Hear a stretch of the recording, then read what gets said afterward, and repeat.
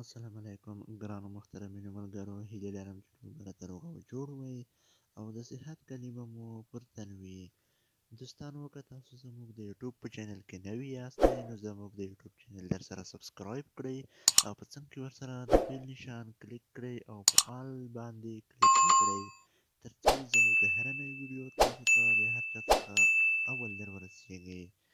دوستانو، نن درته په ډېر زیات خوندوره ویډیو کې حاضر شوی یم. دوستانو، ما تېره ورځ د واورینو عکسو د جوړولو په اړه یوه ویډیو اپلوډ کړې وه. دوستانو، له هغه ویډیو اپلوډ کولو په خاطر زه له تاسو څخه ډېر زیاته بخښنه غواړم.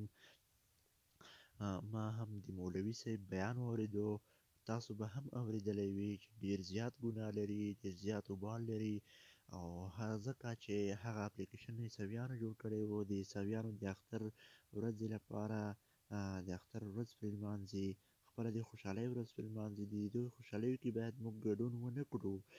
نو دوستانو، که تاسو هغه اپلیکیشن انسټال کړی وي، هغه اپلیکیشن هم ډیلیټ کړئ او هغه انځورونه چې تاسو پکې جوړ کړي دي هغه انځورونه هم ډیلیټ کړئ.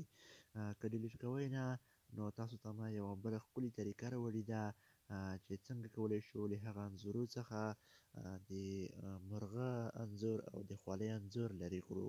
نو تاسو ته راځم ویډیو شروع کوم چې څنګه کولی شو له خپل واورینو انځورو څخه د خولۍ انځور او د مرغه انځور لرې کړو. نو تاسو به له هر څخه دمخه پلی سټور ته راشئ. پلی سټور څخه به دغه اپلیکیشن د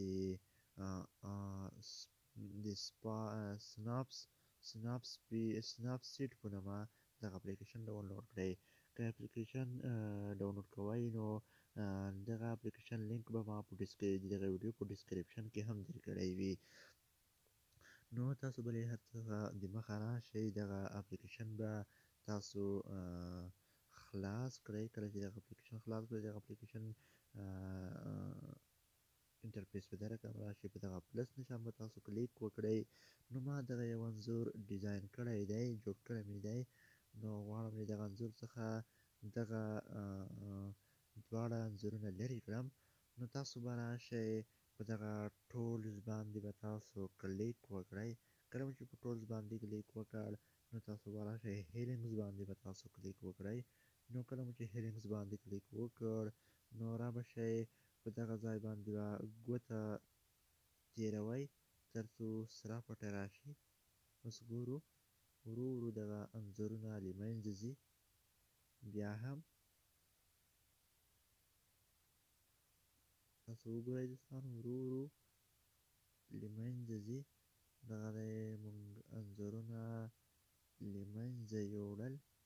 دغه لوګو هم ترې پاکوو. نو تاسو وګورئ دغه انځور یوازې پاتې شو. نو زه غواړم دغه انځور سیو کړم خپل موبایل ته. په دغه ټیک علامه باندې کلیک کوم او بیا راځم، لږ انتظار ورته کوم او دغه ایکسپورټ باندې کلیک کوم. کله مو چې په ایکسپورټ باندې کلیک وکړ، نو سیو کلیک کوم. لږ انتظار ورته کوو تر څو انځور سیو شي. بلکل سیو شو. نو زه راځم ګیلرۍ کې هغه پخوانی انځور ډیلیټ کوم او نوی انځور تاسو ته راخلاصوم. نو دغه انځور چې دی دغه ما جوړ کړی و په هغه پخواني د عیسویانو په اپلیکیشن کې. هغه اپلیکیشن هم ما ډیلیټ کړ او دغه انځور هم زه ډیلیټ کوم. بلکل انځور مې ډیلیټ کړ. نو راځم هغه نوي انځور ته. دغه انځور هم ډیلیټ کوم، دغه دوه انځورونه، تر څو زما په موبایل کې د عیسویانو انځورونه پاتې نه شي. نو دغه مې هم ډیلیټ کړ. نو نوی انځور دغه دی، وګورئ څومره په ښه انداز راغلی دی. نو دوستانو، دا وه زموږ ښکلې طریقه. تر داسې نورو ښایسته ویډیوګانو لپاره له موږ سره اوسئ. د خدای په امان، ښې چارې.